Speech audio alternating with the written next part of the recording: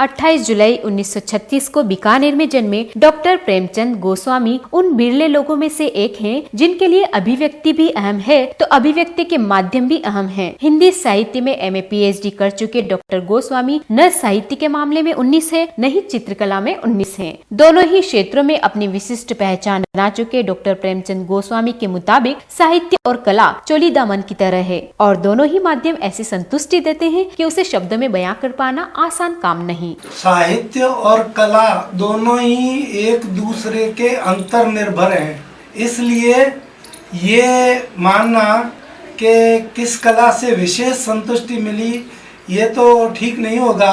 दोनों ही कलाएं ऐसी हैं जिनमें कम से कम मेरी तो गति रही और दोनों से संतुष्टि मिली, इसलिए मैंने उस पीएचडी भी किया हिंदी में और चित्रकला में भी डिप्लोमा वगैरह करके मैं इस फील्ड में आगे बढ़ा। 1987 में राजस्थान ललित कला अकादमी द्वारा फेलोशिप से नवाजे गए डॉक्टर गोस्वामी को 1963 और 1965 में इसी अकादमी ने चित्रकला के लिए राज्य स्तरीय पुरस्कारों से नवाजा था। उत्कृष्ट साहित्य सृजन के लिए पहचाने जाने वाले इसी शख्स को 1997 में राजस्थान हिंदी ग्रंथ अकादमी जयपुर ने उत्तम सृजन के लिए सम्मानित किया था। उनके लिखे साहित्य का ही कमाल था कि 1981 में जहाँ राजस्थान सरकार ने उन्हें साहित्य लेखन के लिए नवाजा तो 1982 में राजस्थान साहित्य अकादमी उदयपुर ने उन्हें सम्मानित किया। सम्मान और पुरस्कारों की राजनीति से परे रहकर अपने काम में भरोसा करने वाले डॉक्टर गोस्वामी मानते हैं कि हर योग्य व्यक्ति को उनकी सेवाओं का पुरस्कार जरूर मिलना चाहिए। जाहिर है ये पुरस्कार पाकर डॉक्टर गोस्वामी को भी बड़ी प्रसन्नता हुई।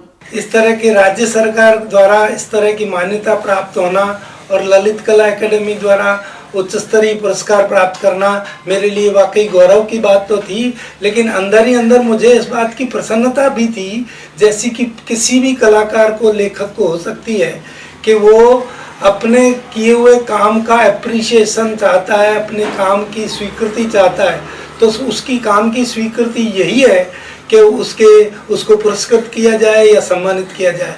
देश के विभिन्न शहरों में एकल और सामूहिक प्रदर्शनियों के जरिए अपने चित्रों का प्रदर्शन कर चुके डॉक्टर गोस्वामी के मुताबिक माध्यम चाहे कोई भी क्यों न हो, हर व्यक्ति को अपने मन के भावों को सामने रखना चाहिए। अखिल भारतीय बाल फिल्म आंदोलन जैसी कई संस्थाओं से सालों तक जुड़े रहे डॉक्टर प्रेमचंद गोस्वामी ने कला और साहित्य ही नहीं बाल साहित्य के क्षेत्र में भी उल्लेखनीय काम किए हैं और हर अच्छे कार्य में उनके लिए प्रेरणा के स्रोत अलग थे। लेकिन सुप्रसिद्ध कवि श्री कृष्ण वल्लभ शर्मा का इस शख्स के सृजन पर खास प्रभाव पड़ा।